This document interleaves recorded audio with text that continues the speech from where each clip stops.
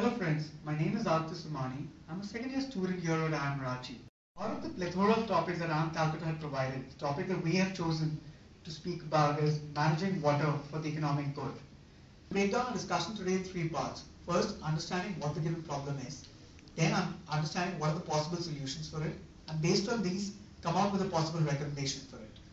So first, the problem. The problem that faces us is that currently the world produces around 4,500 billion meter cubes of water, which is more or less suffice currently. In 2030, we will require almost 6,800 billion meter cube of water. As we all know, the available water supply is limited. So where do we get this extra water supply? And that is what we're going to discuss in our solution statement. Break down the solution into three parts.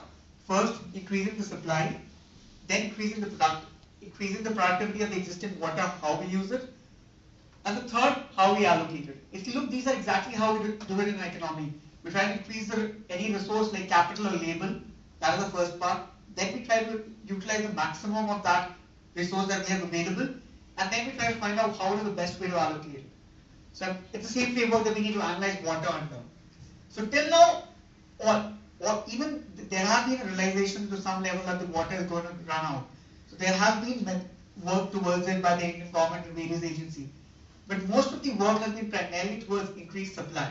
This increased supply into three parts. One of them is tapping existing sources better. The other option is recycling. Third is finding new resources.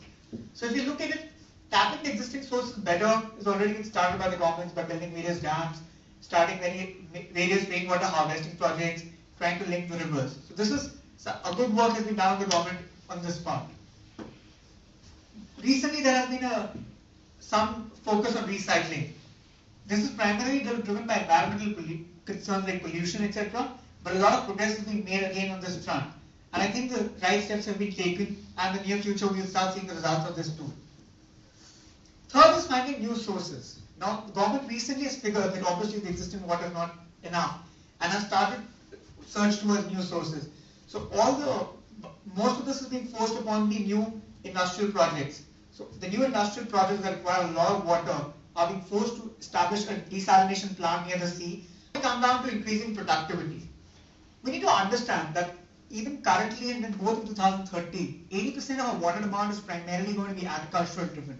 So unless I understand agriculture is a sacred cow for any Indian politician, but till we don't tackle it, they're the one that's going to suffer the most.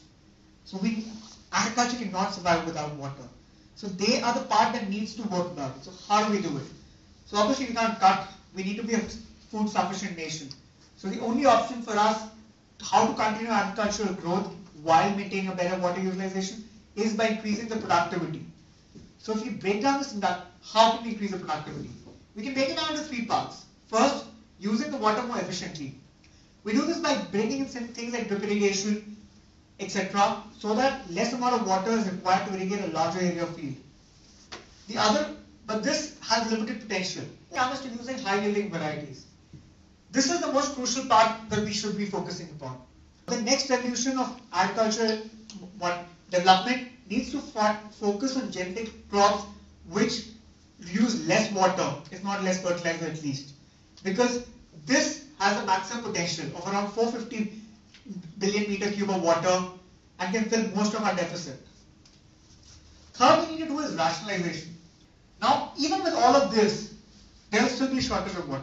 Allocation of water, we need to look at it in three ways. One, how do we allocate it between the different users of water in terms of sectors? This will be primarily, if break down the water usages, one will be the municipal and the residential use of water. The second one will be industrial, and the third one is agriculture. So obviously municipal and residential, we can't do much in terms of usage reduction. We can recycle and everything, but we cannot stop drinking water or stop bathing, etc. The other major usage we can reduce is industrial again, but industrial, which has been a focus till now. But honestly, we need industrial growth. Even if we more efficiently use it, we will still need water and industrial growth. The third sector, agriculture, which is trying to primarily focus on how we can improve in agriculture. So within agriculture, again, we need to look at The next we come to is intra-sector. Between both industrial and agriculture, how do we reallocate our resources? Primary two concerns are two. One, are we efficient in that industry in terms of water? Second, do we really require that industry that necessarily that even if they're inefficient, we should manufacture? All the solutions that we have discussed till now, there are a lot of trade-offs between them. So how do we choose the ideal set of solutions between them?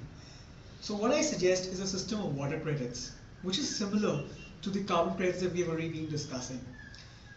Water credits work in the same way that every industry and every economic application is allocated an ideal amount of water they should use. If they use more than that, then they need to buy these water credits from the market.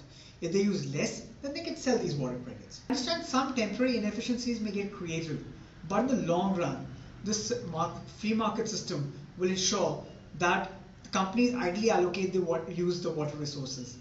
Like for example, certain industries which are highly polluting, they may even go to the extent of not only procuring water, but incentivizing agriculture and earning the water credits through them.